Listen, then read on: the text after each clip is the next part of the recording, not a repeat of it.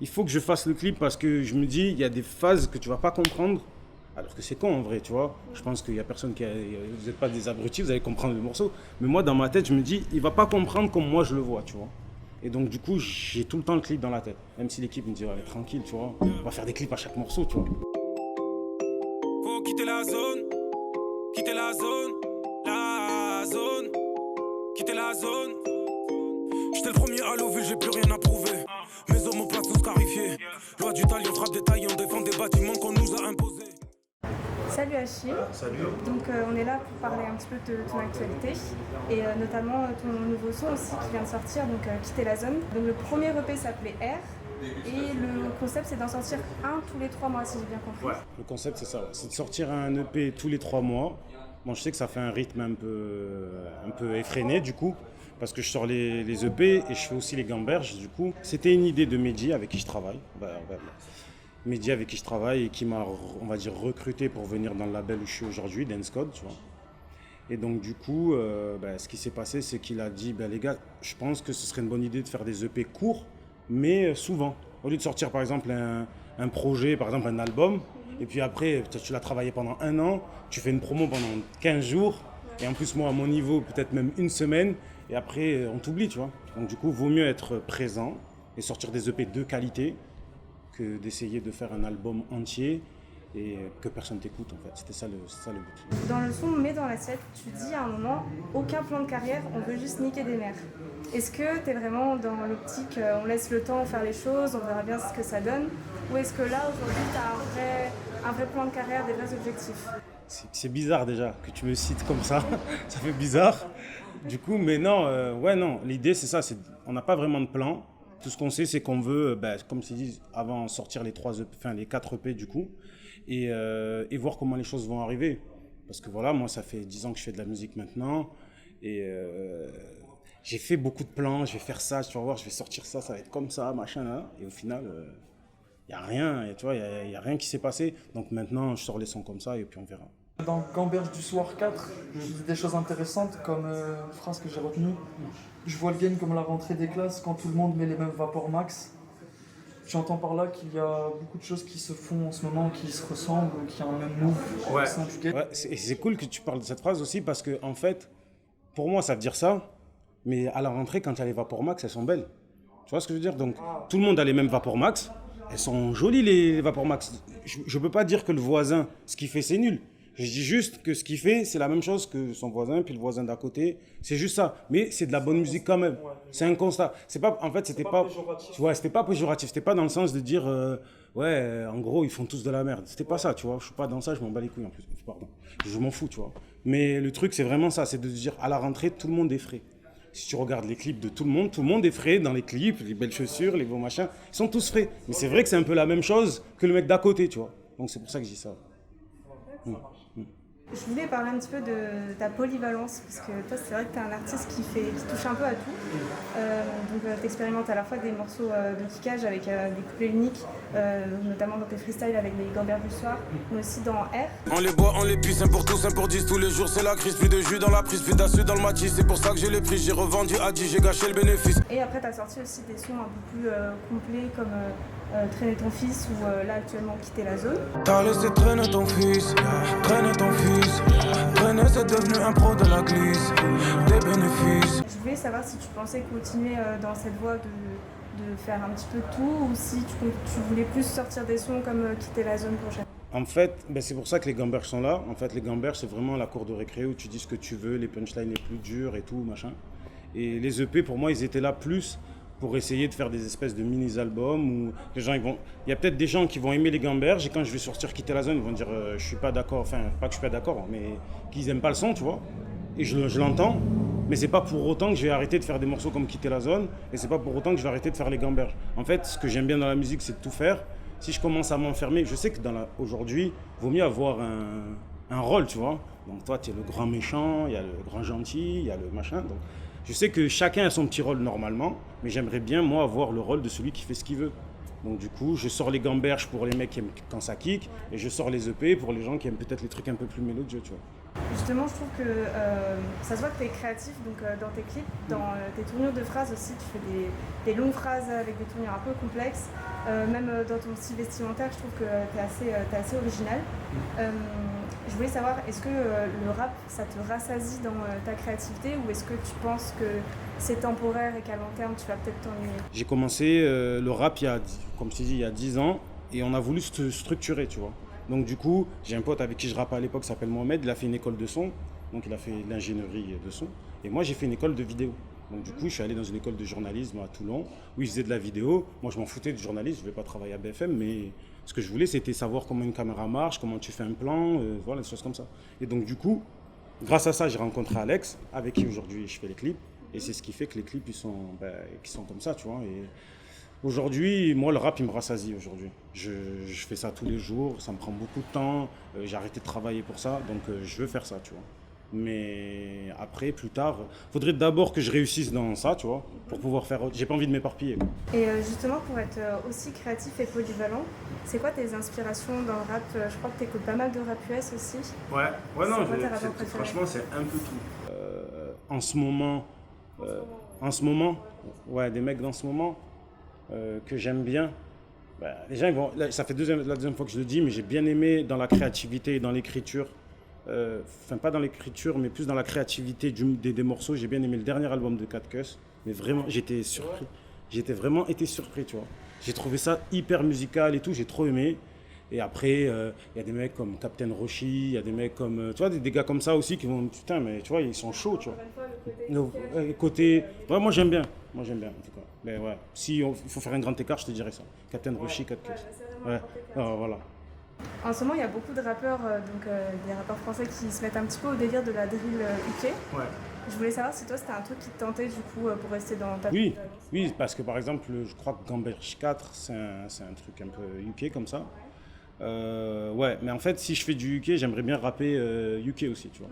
Si tu fais un son UK, mais que tu rappes comme de la trap traditionnelle, ouais, il faudrait faire de la vraie drill. Et c'est ce que j'ai essayé de faire dans Gamberge 4. Bon, j'espère que j'ai réussi, tu vois, mais c'est ce que j'ai essayé de faire dans ce morceau-là. Et si demain je fais un morceau drill, j'aimerais faire de la drill. Si c'est juste pour avoir l'instru et que ça sonne drill, mais que je rappe comme je rappais de la trap il y a 2 ans, ça sert à rien, tu vois. On va voir. Une question aussi au niveau des featuring. Pour l'instant, on t'a vu surtout en solo, peut-être une volonté, à mon avis, de ta part pour te le montrer. Ouais.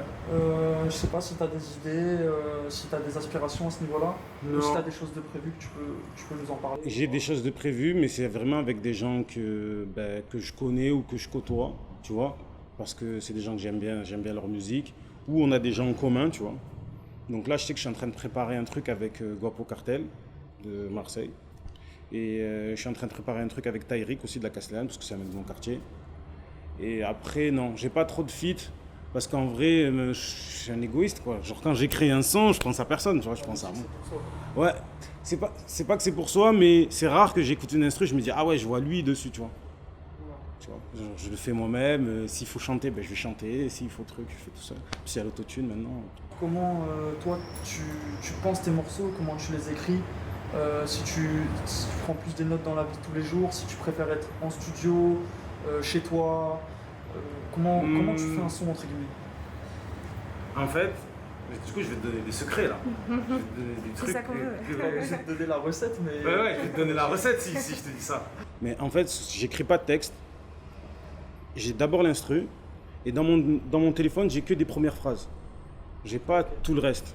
Tu vois, il faut que en fait, tu regardes bien, bon, c'est ce que j'essaie de faire. Après, je dis pas ce que je fais, mais ce que j'essaie de faire, c'est que sur mes morceaux, il faut que la première phrase, direct la première phrase, elle te mette dans l'ambiance du morceau, tu vois. Ouais, direct, tu vois. Il faut ça. Donc du coup, j'ai que des premières phrases. Et à partir, j'écoute l'instru, je me dis, ah, elle va bien avec cette première phrase. J'ai la première phrase et après j'écris le texte. Et deuxième question aussi un peu artistique entre guillemets. Comme tu disais, là, tu as tes premières phrases, souvent. Mais un son, par exemple, là, ton dernier son, puisque tu en parlais, Quitter la zone,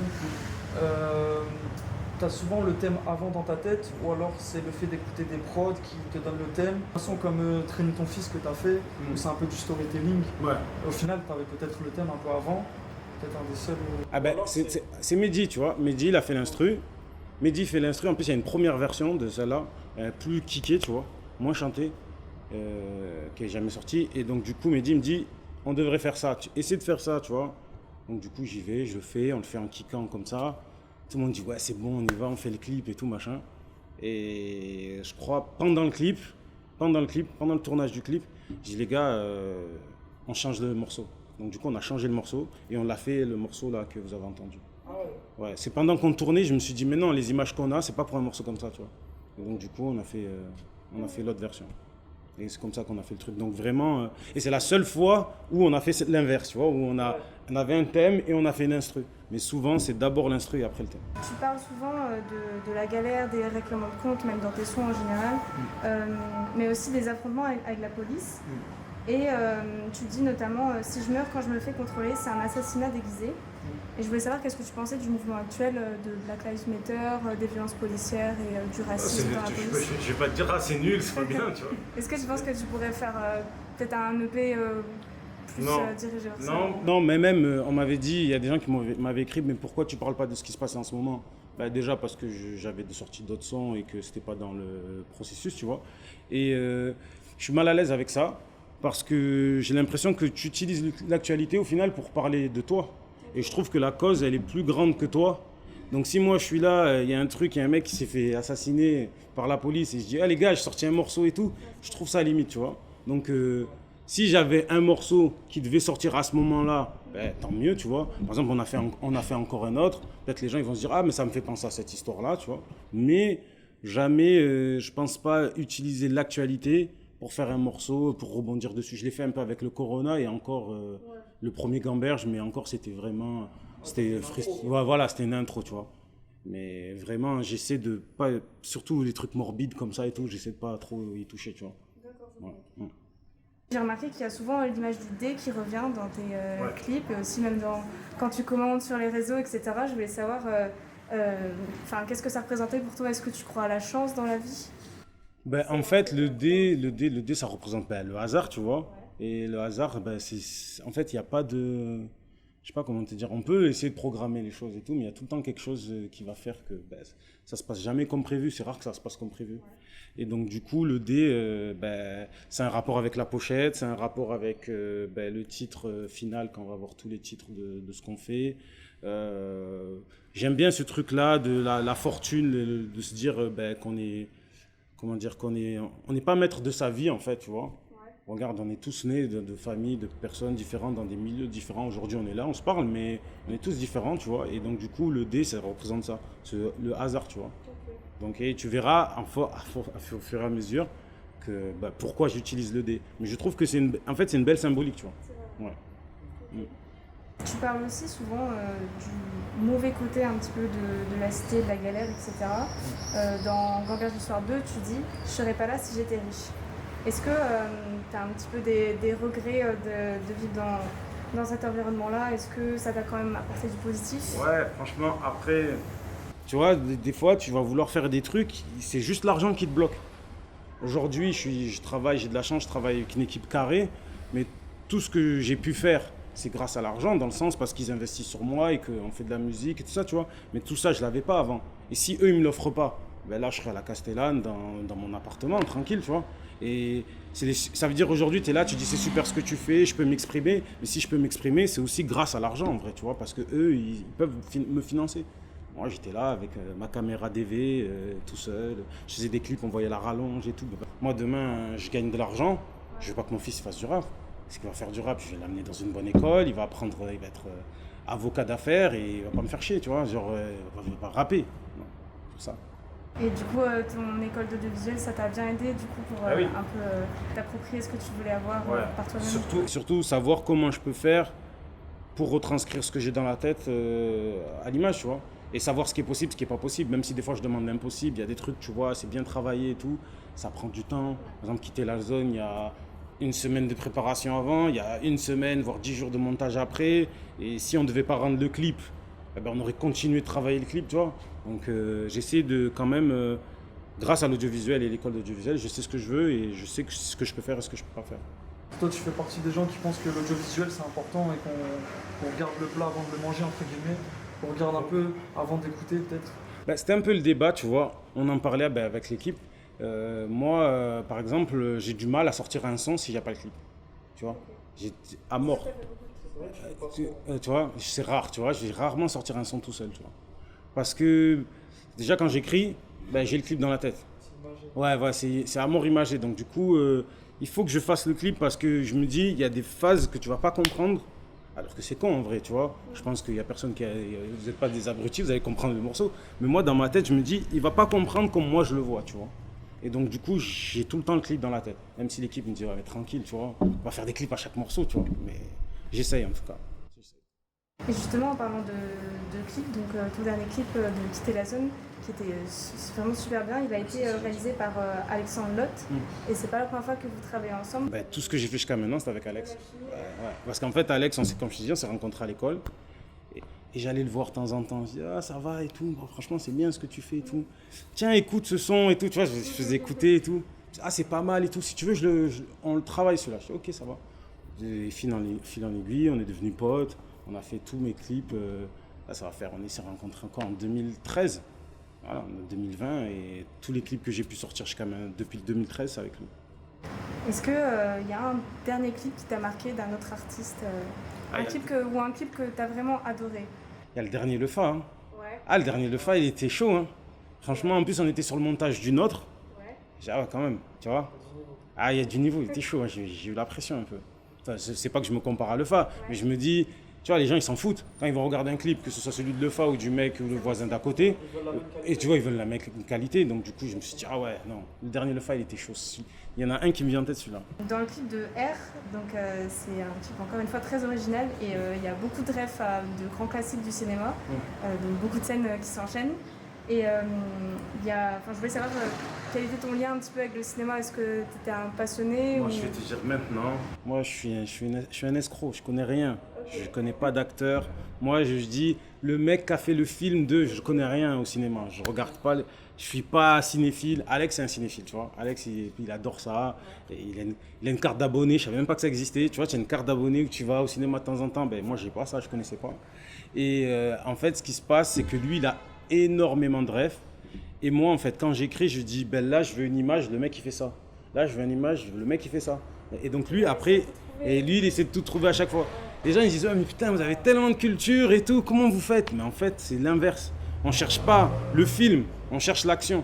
Et donc, du coup, il y a des sites un peu spécialisés où tu peux trouver des trucs comme ça et tout. Et sinon, en tant qu'acteur, ça te dirait, parce qu'il y a beaucoup de rappeurs aujourd'hui qui jouent dans des films, des séries, est-ce que toi, si on te proposait, ça te tente? Alex, il dit que je joue bien, mais je fais pas confiance, tu vois. Moi, je suis pas dans... Franchement, je dis, je me concentre sur le rap.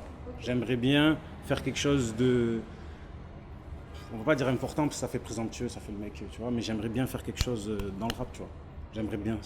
C'est ce qui m'anime aujourd'hui. Je veux faire que ça, faire du son et que les gens apprécient, comme vous, tu vois. Et donc, voilà, c'est très important pour moi. Pour l'instant, que le rap. Ok. Ouais. Et du coup, c'est vrai qu'aujourd'hui, tu nous as dit de venir rue Grignan. Ouais. Est-ce que c'est une rue spéciale ou... Ouais, en fait, c'est une rue spéciale. Comment dire, je peux pas trop vous en dévoiler. Et en même temps, c'est pas un secret non plus, tu vois. Je me dis, on s'en fout, tu vois. Mais genre rue Grignan, là, le prochain EP, il s'appelle G. Et le G, c'est Grignan, en fait. C'est la rue. Donc du coup, vous avez G, ce que ça veut dire, c'est Grignan. Après, je peux pas vous dire le reste. Il y a plusieurs lettres. Il y a encore 2 lettres. Là, il y a eu R, il y a eu G. Et il y aura d'autres lettres. Et le G, c'est le G de Grignan. Et tu peux pas me dire pourquoi cette rue en particulier? Plus que l'autre? Parce que en fait, il y a beaucoup de magasins de luxe vers la fin, tu vois. Merci beaucoup, en tout cas, Achille. Merci à vous, merci de vous intéresser à notre travail, ça fait plaisir.